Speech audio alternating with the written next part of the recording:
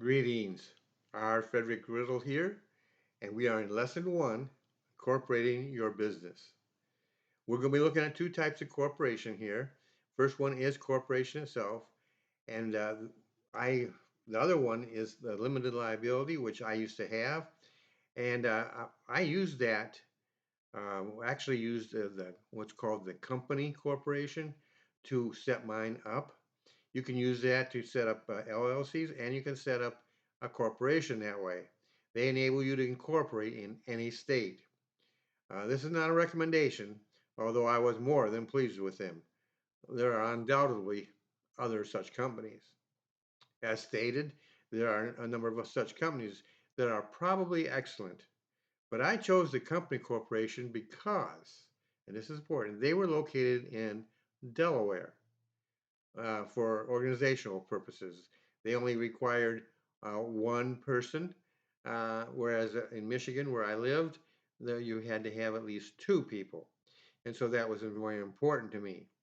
And so I went with company corporation.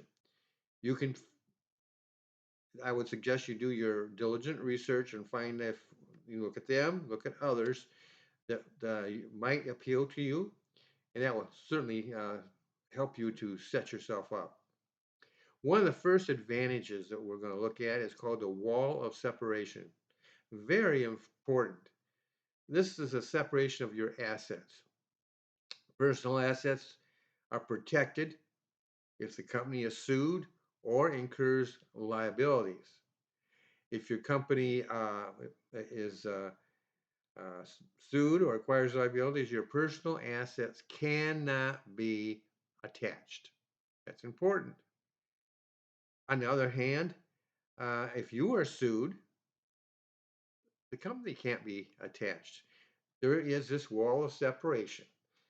The company on one side, you on the other side.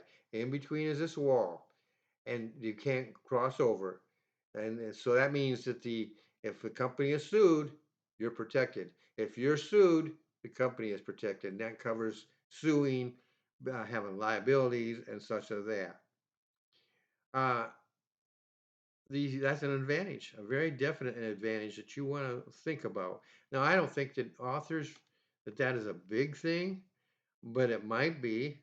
So that is something that you have to look at your own needs and what your state requires, things of this nature. And you might even want to get some legal advice as to how to go about it. But that's corporation, the wall of separation, a very big factor. Perpetual succession. This means is that if you're no longer in the picture, for instance, maybe you retire, you die, whatever, someone else is going to take your place and that business can continue on. That's all that is. Personhood. This is something which caused a lot of political excitement a number of years ago. And as I recall, it was politicians that brought it up. And so they said, oh, they're a big corporation. You can't call a company a person. And yes, that is true. They are not flesh and blood. They don't have a heart. They don't have a soul. It's a company. But for legal purposes, they are considered an individual, a person. A company can buy. You can not only buy, you can sell. You can pay taxes. You can you can make contracts with others. There's a variety of different things that you can do. This all comes under personhood. That's all that means. Income flexibility is another advantage. This is that you can actually choose the way you're going to be paid. It might be by salary or by dividend. And some people will use what they call time salaries. Those both, however, are usually weekly or monthly. Um, Salaries and dividends can be monthly or even quarterly. And so this is something that you will want to take a look at. And it goes along with another advantage called tax flexibility. For instance, say you're paid a dividend and maybe it's paid on a quarterly basis. Well, you also, maybe in your state, like I have in my state, have to pay quarterly tax. Well, that quarterly tax may follow on one particular month, and you might say, well, you know what? I don't want my dividend paid at the same time because maybe it might be a strain on your finances. So I said, okay, I can't change this, the quarterly tax. The government says I have to pay that, and it tells me when. So I can choose a month either before or after to pay that quarterly tax, or not quarterly tax, quarterly dividend. And so you can have an adjustment there that will enable you to control the impact it has on your financial situation. So it's a advantage that you should be aware of. There are different disadvantages, however. One comes under the heading of expenses. Uh, it can be very expensive to incorporate. There are various incorporation fees. There are administrative fees, legal fees, external legal counsel. There are maintenance things like hiring accountants, attorneys, specialists, maybe somebody who takes care of your website. These are things that you have to pay for. And the big when you get to that size, and you're being a corporation or an LLC for that matter,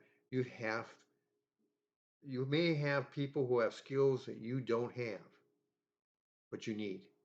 And so you'll have to pay for them. That's a disadvantage.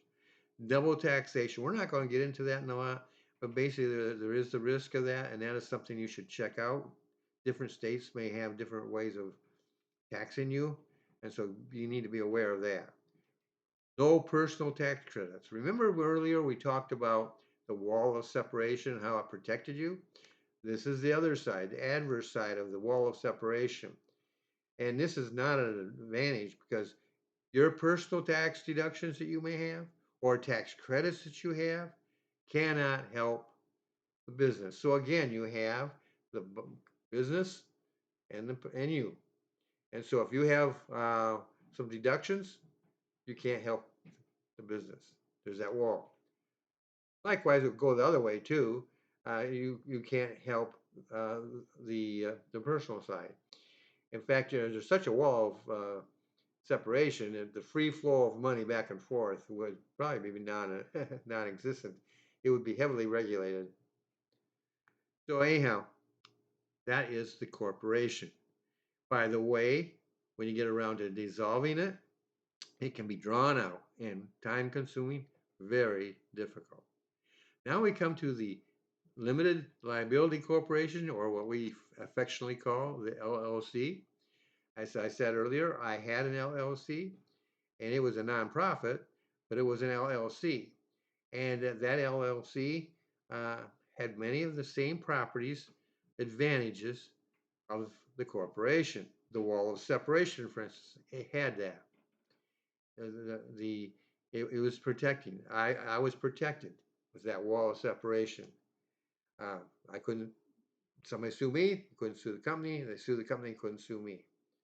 Not that I was selling any products, but that is an example of what a LLC has. Perpetual succession. I could have had that if when I eventually I closed the business down, but what I could have, um, for instance, it could have passed on to my wife, so she could have inherited the business, sort of in a sense. It could be passed from one person to another, whether that person is a relative or an employee or somebody buys your business, whatever. That's the point I'm trying to make here, is that it will continue after you're no longer in the picture. Personhood, we already discussed that, and that also applies to an LLC. Income flexibility, again, that we talked about that in some depth. Again, there's um, really not being paid in that unless you're a paid employee. And mine, I didn't receive any money. But if I had been a paid employee, I could have chosen to have it run by salary or dividend. Tax flexibility. Because it was nonprofit, it didn't really make money, so there wasn't any taxing there. Expense. The expense is very costly for corporations, but not so much for an LLC. I paid minimum. Uh, I had a quarterly, and I paid very little in the way of tax. That was one of the advantages of it. Again, no personal tax credits apply.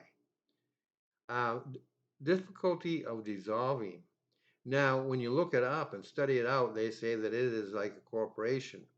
However, and this is just a personal testimony, maybe I'm an exception to the rule, I don't know.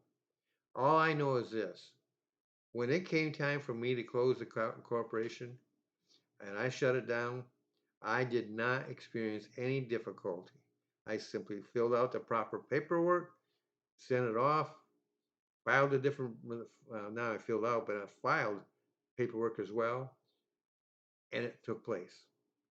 No difficulty whatsoever. Again, I can only attest to that for myself, but that's something for you to check out on. It could be because it was a nonprofit. It could be for a variety of reasons. So that is something that when you decide to go with an LLC, that's something to check out. Find out. Just you may not intend to ever dissolve it, but it would be a good idea to know what's involved when you do that. So I want you to have a great day. Your next lesson is lesson 2, partnerships.